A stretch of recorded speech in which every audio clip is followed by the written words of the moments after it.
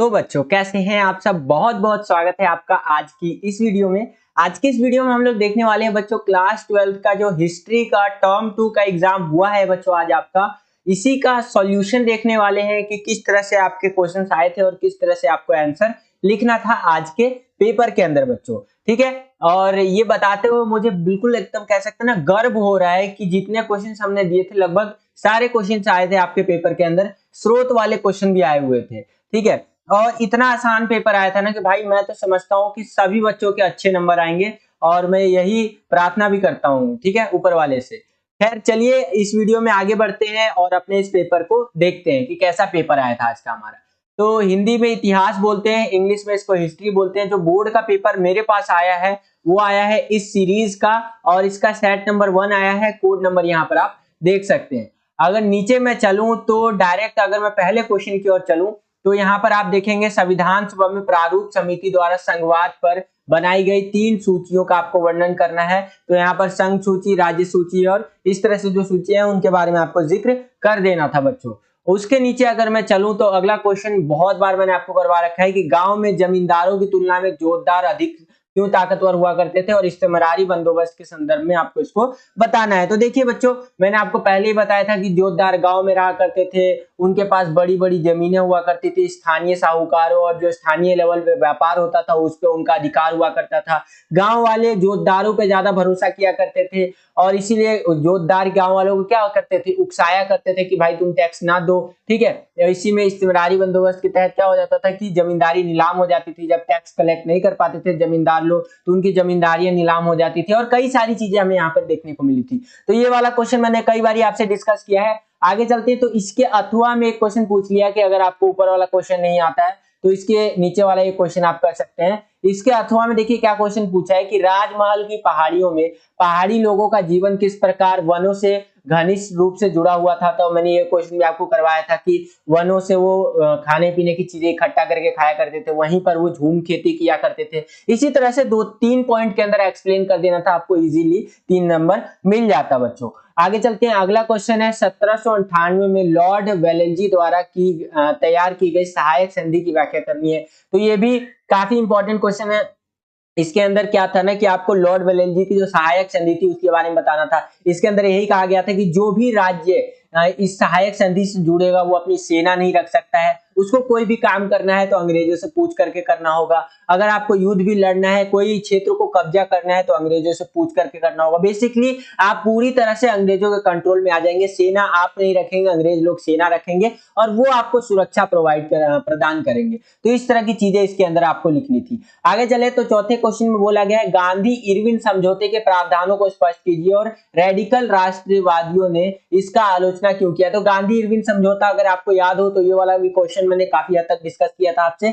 इसके अंदर गांधी जी ने एक समझौता किया था जिसके अंदर क्या हुआ था कि कई कैदियों को बाहर निकाला जाएगा और ये अपने आंदोलन को उस टाइम के लिए रोकेंगे और इसी तरह की कुछ बातें इसके अंदर आपको मेंशन कर देनी थी। मैं पूरा डिस्कस नहीं कर रहा हूं बच्चों क्योंकि ओवरऑल आपका पेपर खत्म हो गया है। ठीक है, इसीलिए मैंने इसका आपका रिटन फॉर्म में नहीं लाया, ओरली डिस्कस कर रहा हूं जितना हो सकता है। अब हम लोग आ गए सेक्शन बी में जिसके अंदर आपसे 6 नंबर वाले क्वेश्चन पूछे जाएंगे। इसके अंदर पूछा गया है कि अंग्रेजों ने 1857 के विद्रोह को दबाने के लिए बड़े पैमाने पर सैन्य शक्ति का इस्तेमाल किया, कई अधिनियम पारित किए, इसको आपको सही से बताना है या फिर उदाहरण सहित स्पष्ट करना है। तो देखिए उन्होंने वही चीज है कि अंग्रेजों ने 1857 के विद्रोह को दबाने के लिए क्या क्या काम किए, खासकर जो सैनिक शक्तियों का इस्तेमाल किया उसको आपको बता देना था। तो कूटनीति अपनाई, सैनिक तौर पे मार्शल लॉ लागू किया और भी बहुत सारी चीजें थी। ये वाला क्वेश्चन भी हमने पहले पेपर के अंदर, सैंपल पेपर के अंदर डिस्कस किया हुआ है बच्चों।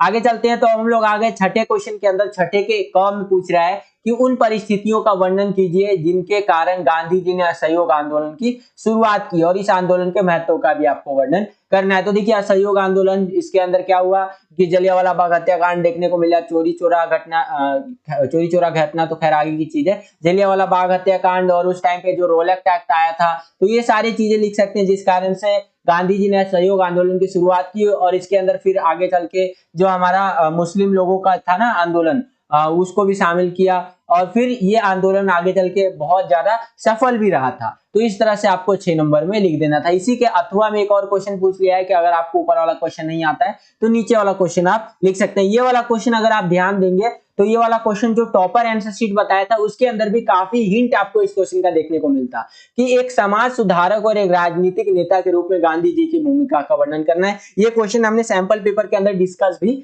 कर रखा है बच्चों। तो समाज सुधारक भी थे, छुआछूत वगैरह इन सब का विरोध किया करते थे वो, ठीक है, हिंदू मुस्लिम एकता पर वो बल दिया करते थे। राजनीतिक नेता भी थे, अलग अलग आंदोलन किया करते थे, जैसे असहयोग आंदोलन आपका, उसके बाद नमक कानून तोड़ने के लिए आंदोलन। तो कई सारी चीजें आप इसके अंदर लिख सकते हैं बच्चों। तो अगला क्वेश्चन है हमारा 7वां क्वेश्चन कि मुगल इतिवृत्तों में चित्रकारी राज्य और राजा की शक्ति के संप्रेषण का सशक्त माध्यम मानी जाती थी। इस कथन की आपको तर्कों के साथ पुष्टि करनी है, ठीक है। तो यानी कि मुगल इतिवृत्तों के अंदर, यानी कि मुगल इतिवृत्त बोले तो मुगल टाइम पे जो भी किताबें लिखी जाती थी, हाथ से लिखी हुई जाती थी, उसके अंदर जो भी चित्र हुआ करते थे ना, वो राजा और जो राज्य हुआ करता था उसका शक्ति का संप्रेषण माना जाता था। मतलब शक्ति के बारे में एक तरह से अगर आपको जानना है ना, तो उस इतिवृत्तों के चित्रों को आप देखेंगे तो आपको पता चलेगा, ये माना जाता था। तो इसको आपको पुष्टि करना था बच्चों। इसी के अथवा में एक मोस्ट इंपॉर्टेंट क्वेश्चन दे दिया आपको कि मुगल शाही परिवार जो थी ना, उसकी कुछ स्त्रियों ने मुगल साम्राज्य में महत्वपूर्ण भूमिका निभाई थी। इसको आपको स्पष्ट करना था।